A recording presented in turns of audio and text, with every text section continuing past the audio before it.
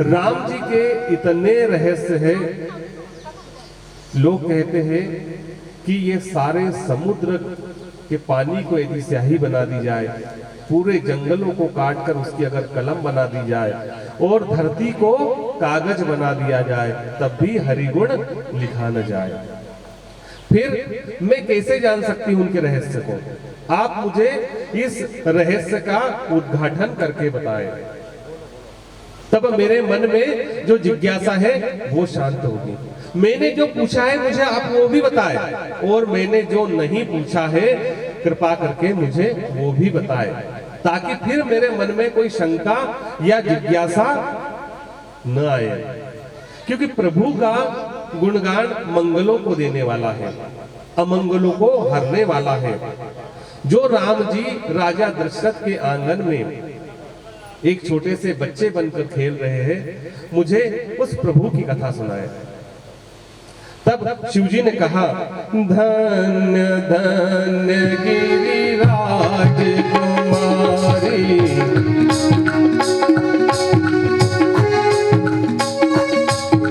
धन्य धन्य गिरिराज कुमारी, तुम समान नहीं कोई उपकारी, धन्य धन्य गिरिराज कुमारी, तुम समान नहीं कोई उपकारी। अब ऐसा क्यों कहा? किसी ने प्रश्न किया तो शिवजी ने मां पार्वती को धन्यवाद क्यों दिया? धन्य क्यों कहा कि आप धन्य हैं? आपने ऐसा प्रश्न किया, क्या कारण हो सकता है? क्योंकि पिछली बार प्रश्न किया था और इस बार में जिज्ञासा पूछी, और जिज्ञासा कैसे पूछी है? राम जी के बारे में।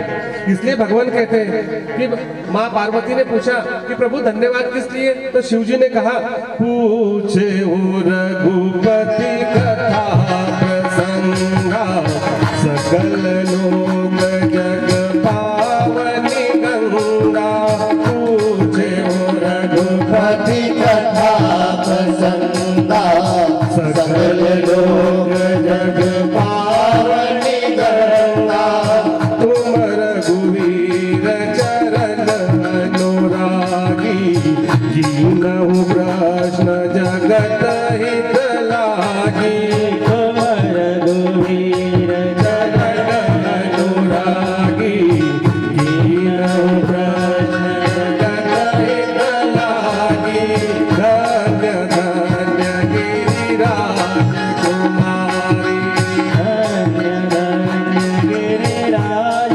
कुमारी। गिरिराज कुमारी, गिरिराज अर्थात हिमाचल की पुत्री। हे हिमाचल की पुत्री, आप धन्य हो, आपको धन्यवाद देना चाहिए, क्योंकि आपने जगत को पावन करने वाली पावन राम कथा मुझसे सुनने की जिज्ञासा की है। ये पूरे जगत को पावन कर देगी। हमें राम कथा, भागवत कथा, हरि कथा सुनते ही रहना चाहिए, क्योंकि यदि मनुष्य का हमने जन्म लिया है और हम भगवान की स्तुति नहीं करते, भगवान का स्मरण नहीं करते, तो हमारा जन्म लेना व्यर्थ है। हम ऐसे ही आए हैं और ऐसे ही एक दिन चले जाएंगे। लेकिन हमको इस जन्म लेने का सर्वोत्तम फल यही है कि हमको भगवान के चरणों में अनुराग होना चाहिए, ईश्वर के चरणों में प्रेम होना चाहिए। यदि हमको ईश्वर के चरणों में प्रेम नहीं है, तो हम में और पशुओं में फिर कोई अंतर नहीं है। वो भी एक योनि है, उसमें भी एक आत्मा है, लेकिन वो आत्मा ईश्वर को पुकार नहीं सकती, अपने भावों को व्यक्त नहीं कर सकती, अपनी अभिव्यक्ति को प्रस्तुत नहीं कर सकते। मात्र मानव ही ऐसा एक जीव है जिसको अपनी भावनाओं को व्यक्त करने के लिए प्रभु ने भाषा रूपी वरदान दिया है। तो हम मनुष्य होकर यदि प्रभु का स्मरण नहीं करते, भगवान का नाम संकीर्तन नहीं करते, तो हमारा जन्म लेना व्यर्थ है। शिव जी समझाते हैं, आप सभी लोग ताली बजाकर भगवान शिव क्या कह रहे हैं उसका आनंद लें। जिन हरि कथा सुनहि नहीं गाना, श्रवण रही भवन समाना। जिन हरि कथा सुनहि नहीं गाना, श्रवण रही भवन समाना। नैनन नहीं संत दर देखा, लोचन मोर पाव कर लेखा। संत दर्शन देखा, लोचन मोर पाव कर लेखा। तेसर कटु तुम्हारी समतुला, जेठन मद हरि गुरुत मूला।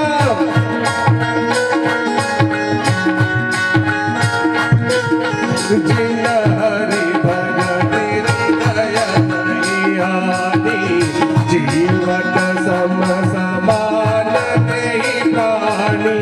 जिन हरि भगति हृदय नहीं आनी, जीवत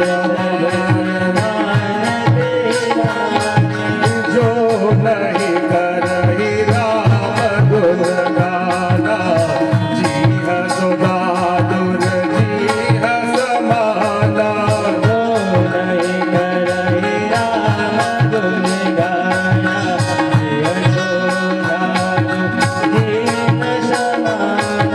तुलस कठोर निठुर जोई छाती, सुनि हरि चरित घोर हर्षाई।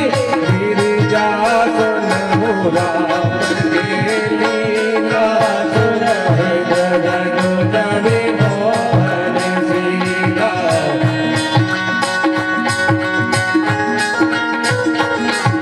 जिन हरि कथा सुनहि नहीं गाना, श्रवण रही भवन समाना।